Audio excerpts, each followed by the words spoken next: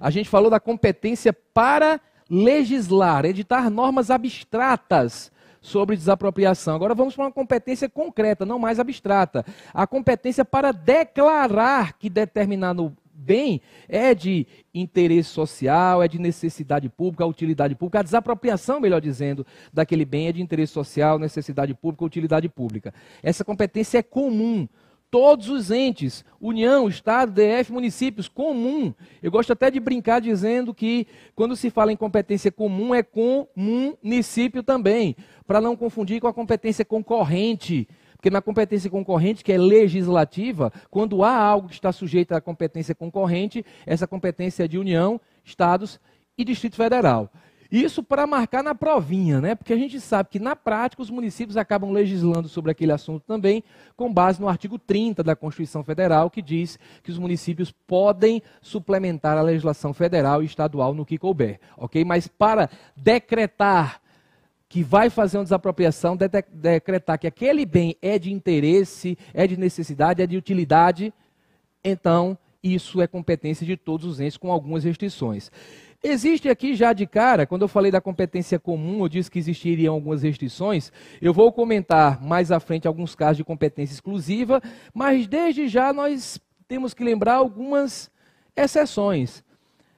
Em alguns casos, a lei atribui a certas autarquias o poder de declarar que determinado bem é de interesse social, de utilidade pública, de necessidade pública para fins de desapropriação.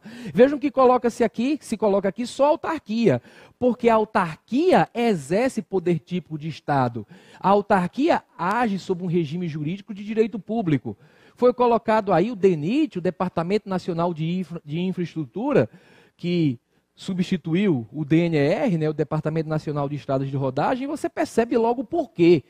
Um Departamento Nacional de Infraestrutura, ele tem contato direto com problemas que justificam a necessidade de desapropriação, para a construção de estradas, por exemplo. Então, ficou para o DENIT a própria competência declaratória. Cuidado, declaratória, jamais legislativa. Afinal de contas, quem tem competência legislativa em sentido estrito, quando eu falo em sentido estrito é para editar lei, e não atos infralegais, que ato infralegal, tudo que a autoridade edita, né? Mas para editar lei, claro que só os parlamentos. Então, só os entes políticos podem legislar. E em se tratando de desapropriação, só o Parlamento Nacional, o Congresso Nacional. Já o DENIT é uma autarquia que tem a possibilidade de declarar também que certa propriedade é de necessidade pública ou utilidade pública. Da mesma forma, para alguns casos, também a ANEEL, né, lida com a questão relativa à energia elétrica, que a gente já falou, que justifica várias intervenções sobre a propriedade, mas são autarquias. Agora, existem casos, como eu citei, de competência exclusiva.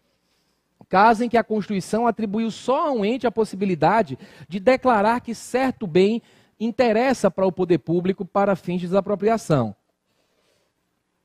A gente tem aqui 4 casos de grande relevância. Primeiro, declarar o interesse social para o fim específico de promover a reforma agrária. Essa é competência exclusiva da União. Desde já, quando se fala em interesse social, olha que a gente fala, interesse social, necessidade pública e utilidade pública. Interesse social, a ideia da desapropriação não é nem o Estado precisar daquele bem para ele. No caso de interesse social, a ideia é tentar diminuir desigualdades sociais, basicamente isso. Então, a reforma agrária está dentro desse contexto. É um caso em que, curiosamente, o poder público desapropria, mas não para ele. Ele não precisa para o próprio poder público, ele não vai construir nenhuma repartição ali.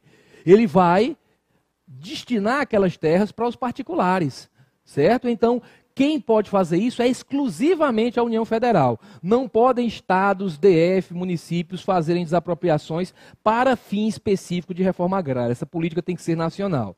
Além disso, desapropriação para realização, para a realização da desapropriação confiscatória, também é exclusiva da União. Quando se fala da desapropriação confiscatória, se está falando basicamente daquele caso em que há na propriedade rural do sujeito culturas psicotrópicas, certo? Psicotrópicas. Então, na gleba rural do sujeito foi achada uma plantação de maconha Claro, isso é só estar na lei, é totalmente hipotético, isso só acontece na França, no Brasil não, né? Mas se um dia se verificar uma plantação de maconha no Brasil, o sujeito perde toda a propriedade e só quem pode desapropriar é a União Federal. Por mais, por exemplo, que quem descubra isso seja a PM, a Polícia Militar do Estado, o Estado, numa operação, descobriu aquilo dali, mas a desapropriação é competência da União Federal, certo? Também, para declarar a utilidade pública de imóvel para fins urbanísticos, aí já é exclusiva do município, porque o município é que toma conta de sua casa. Existe essa modalidade de desapropriação, que nós vamos detalhar mais à frente, que é aquela em que o cara tem um imóvel que está na área do plano diretor do município, que é colocado esse plano diretor numa lei que regula traz regras sobre a organização urbana do município. Então o sujeito tem aquele imóvel, não utiliza ou subutiliza. Aquele cara que tem um terreno na área nobre, fica esperando uma proposta milionária, vem um, mas ele quer melhor ainda, e deixa aquele imóvel lá sem utilizar. O município é que sente as dores disso daí e ele vai ter competência para seguindo um procedimento. Ele tem que primeiro usar de outras medidas coercitivas, mas se essas medidas derem errado, o município pode desapropriar esse bem, somente ele. Então, só o município pode fazer esse tipo de desapropriação. E existe a regra que cria uma certa hierarquia entre os entes federados. Muitos entendem que essa regra é inconstitucional, certo? Mas a ideia é, para desapropriar bens dos estados e do Distrito Federal, só a União pode fazê-lo.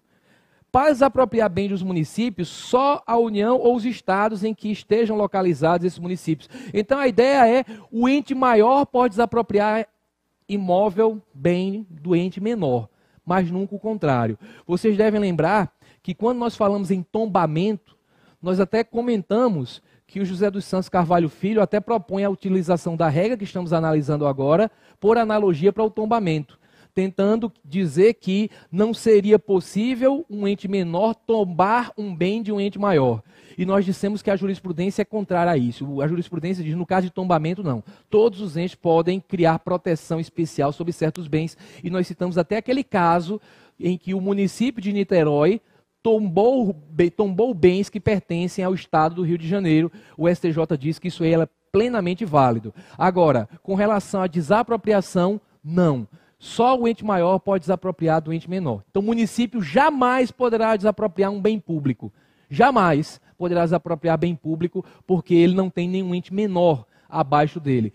Tem gente que fala que o Distrito Federal também jamais poderá desapropriar um bem de um município. Afinal de contas, não existem municípios no Distrito Federal. Existem cidades, como eu sempre lembro, cidades até grandes, mas que não são autônomas politicamente. Não tem prefeito, não tem vereador, não tem competências próprias. A competência dessas cidades, em sua maioria, pertencem na prática ao Distrito Federal. Agora, há um caso em que seria possível, em tese, o Distrito Federal desapropriar bem de um município. É quando um outro município do país, claro que não está no DF, que não tem municípios, tiver um imóvel em Brasília. Isso é comum de existir. Um município grande, que tem várias ações tramitando no Supremo Tribunal Federal, comprar um imóvel em Brasília para lotar uma procuradoria ali, uma procuradoria especializada para atuar perante o Supremo. Aí, nesse caso, imagine que o município de São Paulo tem um imóvel em Brasília.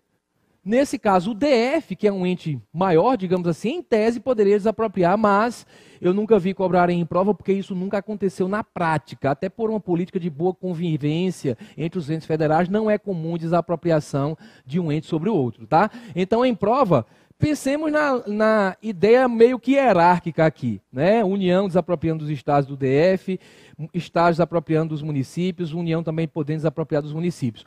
Com um pequeno detalhe quanto a isso.